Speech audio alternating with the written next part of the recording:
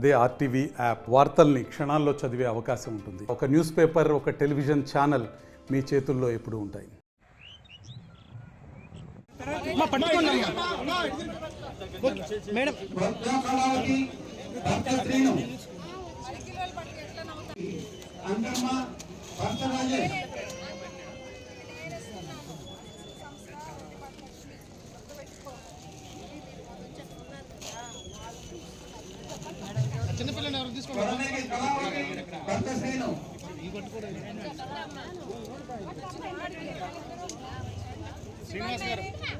ఈరోజు దొనకొండ మండలంలో ప్రజా దర్బార్ ఏర్పాటు చేయడం జరిగింది. గౌరవ ముఖ్యమంత్రి చంద్రబాబు నాయుడు గారు, డిప్యూటీ సీఎం పవన్ కళ్యాణ్ గారు, యువ నాయకులు నారా లోకేష్ అన్న గారు ఎట్లయితే ప్రజల వద్దకే పాలన అన్నట్టు పనిచేస్తున్నారో అదేవిధంగా ప్రతి నియోజకవర్గంలో కూడా ప్రజా దర్బార్ ఏర్పాటు చేసి ప్రజల దగ్గర వారి సమస్యలు అర్జీల ద్వారా స్వీకరించి తక్షణమే సాల్వ్ అయ్యేవి అక్కడికక్కడ సాల్వ్ చేయటం, లేదంటే ఆ కన్సర్న్ డిపార్ట్మెంట్స్ ఇవాళ అందరూ కూడా ప్రజా దర్బార్లో పాల్గొన్నారు. ఎంఆర్ఓ గారు, ఎండిఓ గారు, అట్లాగే ఎలక్ట్రికల్, హౌసింగ్, వాటర్కి సంబంధించి ప్రతి ఒక్కరు కూడా హాజరయ్యారు. పోలీస్ డిపార్ట్మెంట్ ప్రతి సమస్యని ఆ రెస్పెక్టివ్ డిపార్ట్మెంట్స్కి లెటర్స్ ఫార్వర్డ్ చేసి మేము ఒక ఫైల్ లాగా రెడీ చేసుకొని టైం లైన్ ప్రకారం తొందరగా తీరేవి వెంటనే అక్కడికక్కడ సాల్వ్ చేయటం, లేదా ఆ కన్సర్న్ డిపార్ట్మెంట్ ప్రజలకు ఒక ఎక్స్ప్లెయిన్ చేసి ఇంత సమయంలో ఇది పూర్తవుతుంది, ఒకవేళ అవ్వని సమస్యలకి ఎందుకు అవ్వట్లేదు అని కూడా వాళ్ళకి ఎక్స్ప్లెయిన్ చేయమని నేను చెప్పడం జరిగింది. ఇవాళ చాలా వరకు ఇక్కడ దొనకొండ మండలంలో రెవెన్యూ భూ విభేదాలు, భూకి సంబంధించిన ప్రాబ్లమ్స్, భూమి ఇష్యూస్ చాలా వచ్చినాయి. అట్లాగే కొంతమంది ఎలక్ట్రికల్ అని రోడ్స్ కావాలని, వాటర్ సమస్యలు అన్నీ కూడా ప్రతిదీ మేము నోట్ చేసుకోవడం జరిగింది.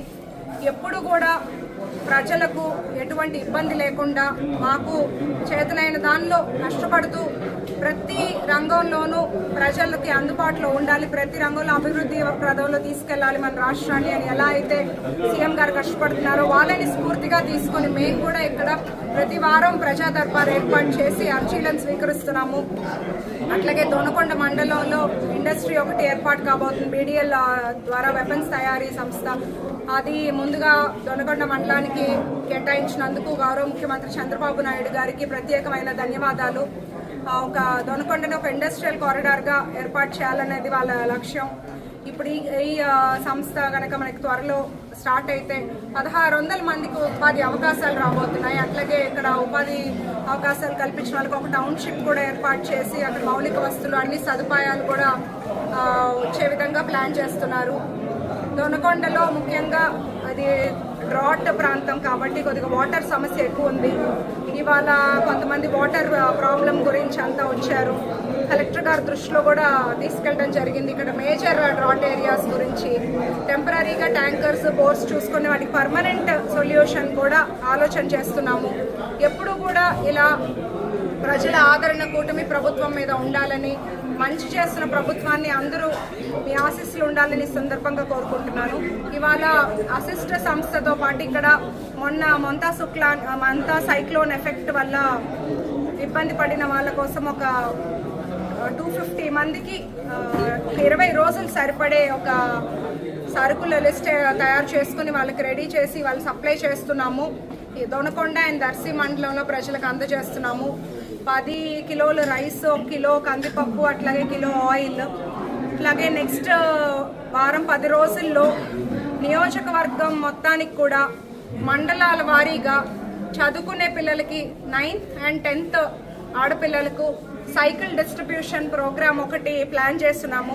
దర్శి మండలం నుంచి మొదలు పెడతాము. నియోజకవర్గం మొత్తం స్కూల్స్ కవర్ అయ్యేలాగా ప్లాన్ చేయబోతున్నాను.